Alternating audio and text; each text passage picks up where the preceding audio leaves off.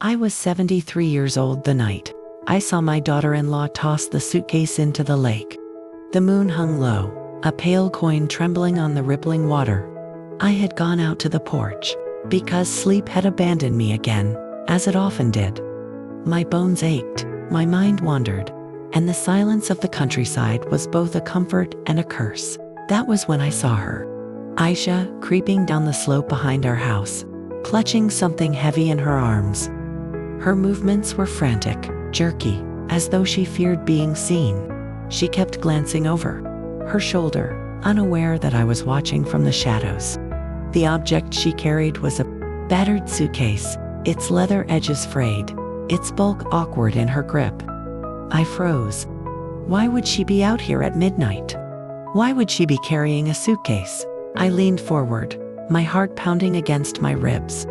Aisha reached the edge of the lake, her breath visible in the cold night air. Without hesitation, she hurled the suitcase into the water. It splashed loudly, sending ripples across the surface. She stood there for a moment, staring at the sinking shape, before turning back toward the house. I ducked behind the porch beam, afraid she might see me. My mind raced with questions. What was inside that suitcase? Clothes? Papers? Something darker. When she disappeared inside, I remained rooted to the spot, staring at the lake.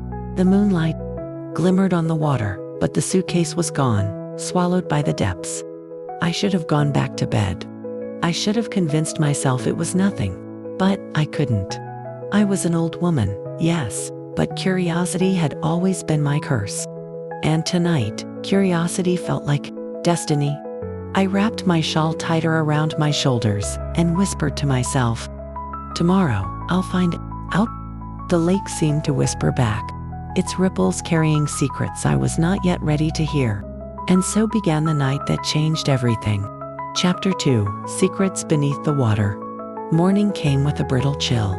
I brewed tea, my hands trembling as I poured the steaming liquid into my cup. Across the table, Aisha sat with her usual calm expression, scrolling through her phone. My son Imran had already left for work, leaving the two of us alone. I studied her face. She looked composed, almost serene, as though nothing unusual had happened the night before. But I knew what I had seen. "Aisha," I said softly, "you were out late last night." Her eyes flicked up, startled. "What do you mean?" "I thought I heard the door," I lied, testing her. "Did you go outside?" She hesitated, then shook her head. "No, Oma, you must have imagined it." Her denial was smooth, but her fingers tightened around her phone. I sipped my tea, hiding my suspicion. When she left the table, I made my decision. By noon, I was at the edge of the lake, clutching a long stick. The water was murky, the reeds thick, but I prodded the depths, searching. Hours passed, my back aching, my hands raw. Just when I thought I would collapse, the stick struck something solid. My breath caught. I pushed harder, and the suitcase bobbed to the surface, dripping with algae and mud. It was heavier than I expected. I dragged it onto the shore, my heart hammering. The lock was rusted, but with enough force, I pried it open. Inside, wrapped in plastic, was something that made my blood run cold. Bundles of cash. Stacks upon stacks of foreign currency, neatly packed. And beneath them, a smaller package wrapped in cloth. I pulled it free, my hands trembling. When I unwrapped it, I gasped. It was a photograph, old, faded, but unmistakable. A man's face stared back at me, his eyes intense, his expression grim. I knew that face. It was the face of my husband, long dead. I staggered back, clutching the photo to my chest. Why would Aisha have hidden this? Why would she throw it into the lake? The suitcase sat there, its contents gleaming in the weak sunlight, whispering of secrets I had never imagined. I heard a sound behind me, footsteps crunching on the gravel. I turned, my heart leaping into my throat. Aisha stood there, her eyes wide, her face pale. "You shouldn't have opened it," she whispered. Aisha's eyes locked onto mine, and for a moment, neither of us spoke. The suitcase lay between us like a corpse, its secrets spilled open. "You shouldn't have opened it," she repeated, her voice trembling now. I straightened my back, clutching the photograph of my late husband. "Why was this hidden? Why did you throw it away?" Her lips parted, but no words came. She looked at the bundles of cash, then at me, and finally whispered, "It's not what you think." "Then tell me what it is," I demanded. My voice was sharper than I intended, but fear and anger surged through me. She stepped closer, her expression shifting from fear to defiance. "You don't understand, Oma. Some things are better left buried." I shook my head. "I buried my husband years ago, and now his face appears in your suitcase. Explain yourself." Her silence was unbearable. She turned suddenly, sprinting back toward the house. I called after her, but she didn't stop. I stared at the suitcase, the cash glinting in the sunlight, the photograph heavy in my hand. My mind spun with possibilities. Was my husband involved in something I never knew? Was Aisha hiding a crime? I couldn't leave it there. I dragged the suitcase into the shed, covering it with an old blanket. My hands shook as I locked the door. That night, I confronted Aisha again. "If you don't tell me the truth, I will tell Imran." Her face went pale. "No," she whispered. "Please, don't." "Then speak." She looked at me with eyes full of secrets. "Tomorrow," she said. "I'll tell you tomorrow." But tomorrow never came the way I expected, because that night, someone tried to break into the shed. The sound woke me, a faint creak, the metallic scrape of a lock being tampered with. I rose from bed, clutching my shawl, and peered out the window. A shadow moved near the shed. My heart thundered. I grabbed the old lantern and stepped outside, the cold biting my skin. "Who's there?" I called. The figure froze, then bolted into the darkness. I chased as far as my legs would allow, but age betrayed me. My knees burned, my breath came ragged. The intruder vanished into the trees. I hurried to the shed. The lock was scratched, nearly broken. Someone had known about the suitcase, someone wanted it. Inside, the suitcase remained, but the sight of it filled me with dread. I touched the photograph again, tracing my husband's face. What had he done? And why was Aisha hiding it? The next morning, I told Imran. "Someone tried to break into the shed last night." He frowned. "Probably just a thief, Amma, don't worry." But I saw the flicker of unease in his eyes. Later, I cornered Aisha. "You promised to tell me today." She looked exhausted, her face pale. "It's not safe," she whispered. "If they know you've seen it, they'll come for you too." "Who?" I demanded. Her lips trembled. "The men your husband worked with, the ones who never forgave him." My blood ran cold. My husband had been a school teacher, a gentleman. Or so I thought. "What men?" I pressed. She shook her head. "I can't say. Not yet." That night, I lay awake, staring at the ceiling. My husband's ghost seemed to hover in the room, his secrets pressing down on me. And outside, the lake whispered again, carrying the echoes of what I had seen. The following day, I searched the suitcase more thoroughly. Beneath the cash and the photograph, I found something else, a letter, yellowed with age, sealed in an envelope. My hands trembled as I opened it. The handwriting was unmistakable. It was my husband's. "Dearest," it began. "If you are reading this, then the past has caught up with us. I never told you the truth about my work. I was not only a teacher, I was a courier. I carried messages, money, and secrets for men who lived in shadows. I thought I could leave it behind, but they never let me go. If you find this, protect yourself. Trust no one." I dropped the letter, my heart pounding. My husband, the man I had loved, the man I had buried, had lived a double life. I confronted Aisha again. "You knew?" She nodded, tears in her eyes. "I found out after he died. They came to me, demanding the money. I hid it. I thought if I threw it away, they'd stop. But they haven't, I whispered. No, she said. They never will. The truth pressed down on me like a weight. My husband had left us a legacy of danger, and now, decades later, it had returned. That night, I heard footsteps again outside the shed. This time, I was ready. I opened the door, lantern in hand, and saw a figure standing there. It wasn't a stranger. It was Imran. Imran stood in the doorway of the shed, his face half lit by the lantern glow. For a moment, I thought I was dreaming. My son, the boy I had raised with love and sacrifice, now stood before me with an expression I could not read. Imran, I whispered, clutching the lantern tighter. What are you doing here? He stepped inside, his eyes darting to the suitcase. I had to see it, he said. His voice was low, almost ashamed. You knew. My words trembled. He nodded. I knew about Baba's other life. I found out years ago. But I never told you. I thought it would die with him. My knees weakened. Why didn't you tell me? Because I wanted to protect you, he said. And because I thought it was over. But when Aisha told me they came back, I realized it wasn't. I stared at him, my heart breaking. My son had carried this burden alone, while I lived in ignorance. Who are they? I asked. Imran's jaw tightened. Men who deal in shadows. Smugglers, couriers, criminals. Baba worked for them once, long ago. He tried to leave, but they don't forgive. The suitcase sat between us, heavy with secrets. What do they want now? I asked. The money, he said simply, and anyone who stands in their way. I felt the weight of years pressing down on me.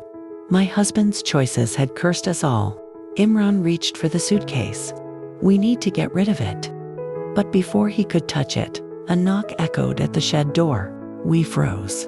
The knock was soft, deliberate, not the frantic pounding of a thief, but the measured rhythm of someone who knew exactly what they wanted. Imran motioned for me to stay quiet. He opened the door a crack, and a man stood outside.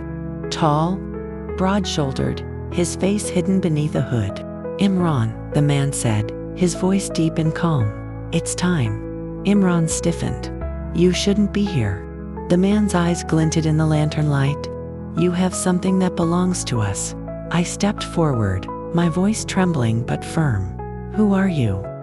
The man looked at me, and for a moment, I saw recognition in his gaze.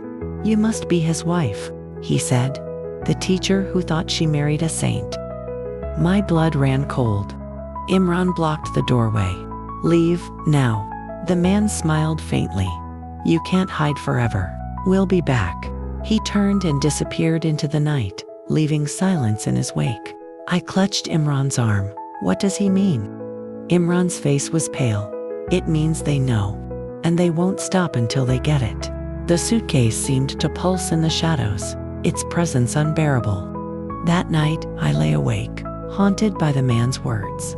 My husband's ghost whispered in my ear, reminding me that love can hide terrible truths. And I realized something terrifying. If they wanted the suitcase, they would come for me. Morning light spilled across the kitchen table. Aisha sat opposite me, her hands trembling as she held her tea. Imran paced the room, restless. We can't keep it here, he said. They'll tear the house apart. Then, what do we do? I asked.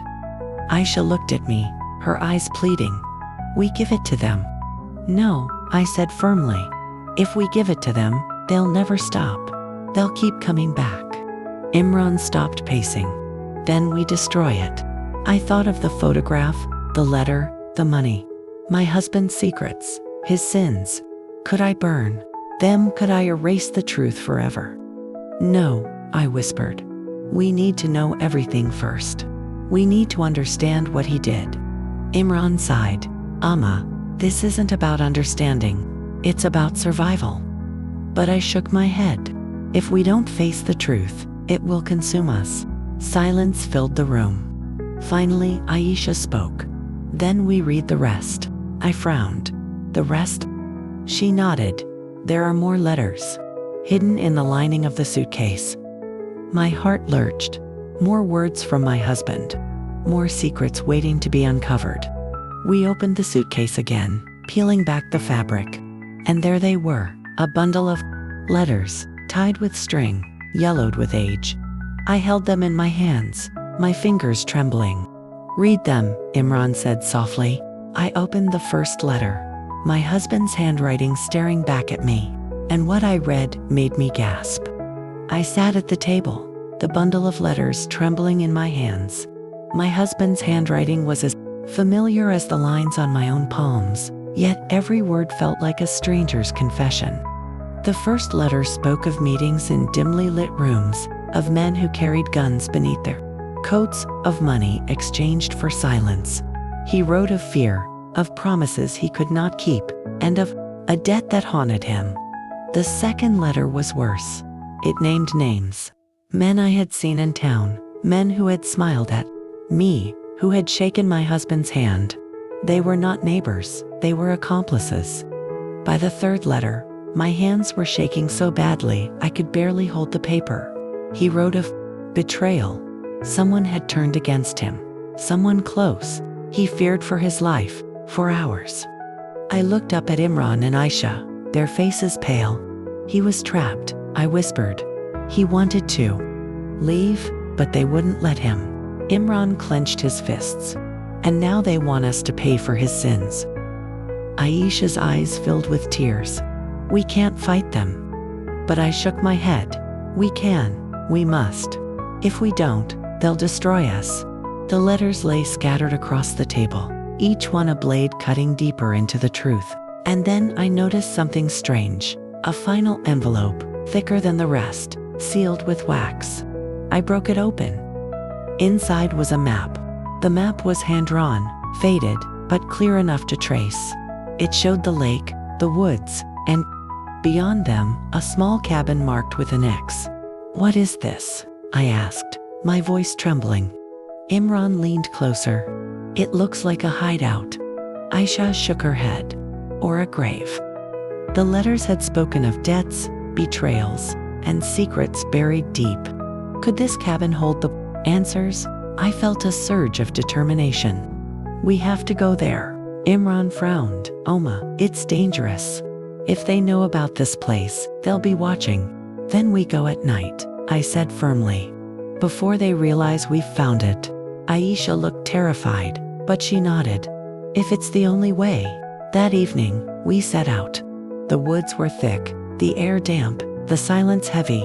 My old bones ached, but I pressed on, driven by something stronger than fear. When we reached the cabin, it was abandoned, its windows shattered, its door hanging loose. Inside, dust coated everything, but in the corner lay a chest. Imran pried it open, revealing more bundles of cash, old documents, and photographs. One photograph made me gasp. It was of my husband, standing beside the hooded man who had come to our shed. The photograph burned in my hands. My husband, smiling faintly, stood shoulder to shoulder with the man who had threatened us. They were partners, I whispered. Imran's face hardened, which means he knows everything. He knows about us. Aisha's voice trembled. Then why hasn't he killed us yet? Silence hung heavy in the cabin. The chest lay open, its contents spilling secrets we were never meant to know. I picked up another document, a ledger, filled with names and numbers, payments, debts, transactions. My husband had kept records of everything. And at the bottom of the page was a name I recognized, Imran. My breath caught. "Why is your name here?" Imran froze. I don't know. But his eyes betrayed him. "You knew," I whispered. "You've been part of this all along." Aisha gasped. Imran. He turned away, his shoulders tense. I didn't have a choice. After Baba died, they came to me. They said if I didn't help, they'd hurt you. I thought I could protect you. My heart shattered. My son, my blood, had been dragged into the same shadows. The cabin seemed to close in around us, the walls whispering betrayal. And then, outside, footsteps crunched on the leaves. We weren't alone. The footsteps outside the cabin grew louder, crunching against the leaves. My heart pounded as I clutched the lantern, its dim glow flickering across the dusty floorboards. Imran motioned for silence, his hand raised. Aisha pressed herself against the wall, her breath shallow. The door creaked open, and two men stepped inside. Their faces were hard, their eyes cold. One of them was the hooded man I had seen before. The other carried a gun. "Well," the hooded man said, his voice calm, "looks like the family reunion is complete." Imran stepped forward. "Leave my mother out of this." The man chuckled. "Your mother is the reason we're here." She opened the suitcase. She read the letters. Now she knows too much. I felt the weight of his words pressing down on me. My husband's secrets had dragged me into a world I never wanted to enter. "What do you want?" I asked, my voice trembling but firm. "The money," he said simply, "and the ledger. With those, we erase the past." I shook my head. "If I give them to you, you'll kill us anyway." His smile widened. "Smart woman." The gunman stepped closer, raising his weapon. Aisha gasped, clutching my arm. But before he could act, a sound echoed outside, the wail of sirens. The men froze. The sirens grew louder, flashing lights piercing through the trees. The men cursed under their breath. "Police," Imran whispered. The hooded man glared at us. "This isn't over."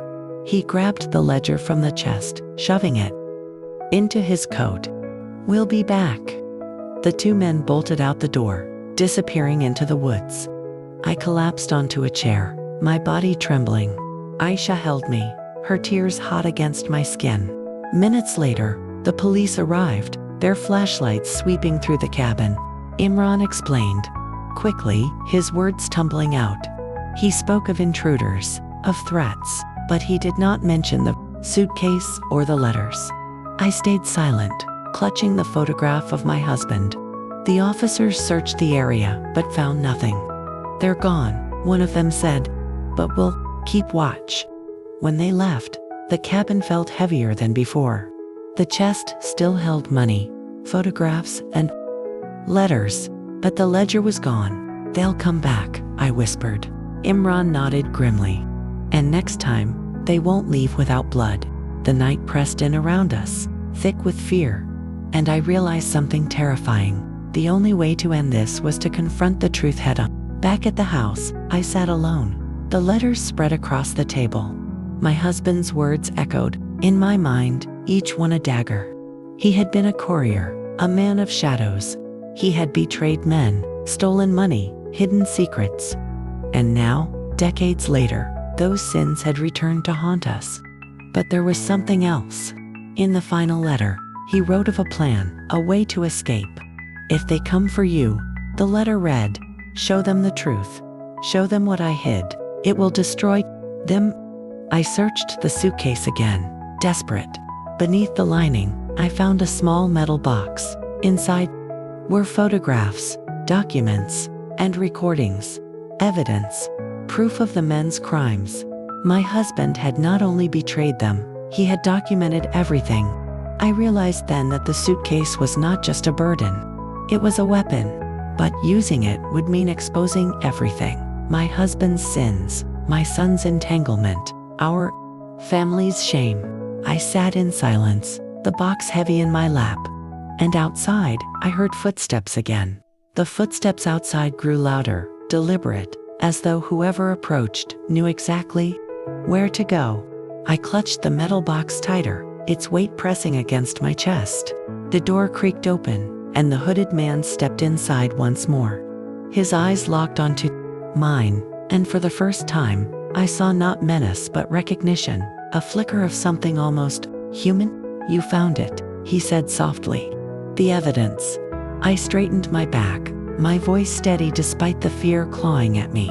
"Yes, and if you harm my family, I'll give it to the police. Every name, every crime. It will destroy you." He stepped closer, his expression unreadable. "Your husband betrayed us. He thought he could walk away, but he left us this curse." I held the box higher. "And now it will be your curse." Imran moved beside me, his fists clenched. Aisha stood behind, trembling but resolute. The man's gaze shifted between us, then back to me. "You're braver than he was," he said, "but bravery won't save you." He reached for the box. I pulled it back. "If you touch it, I'll scream. The police are watching. They'll come." For a moment, silence hung heavy. Then the man smiled faintly. "You've already won, old woman, because you're willing to fight." He turned and walked out, his footsteps fading into the night. But I knew it wasn't over. Morning came with a fragile calm. The lake shimmered, the trees whispered, but the weight of secrets still pressed on my heart. I sat at the table, the box open before me. The photographs, the documents, the recordings, all proof of the men's crimes, all proof of my husband's double life. Imran sat across from me, his face wary. "What do we do now, Amma?" I looked at him. "My son, my blood. We tell the truth," Aisha gasped. "But if we do, everyone will know. Baba's name, your family's shame." I shook my head. "Shame is nothing compared to survival. If we hide this, they'll keep coming. If we expose it, they'll fall." Imran's eyes filled with tears. "You're right."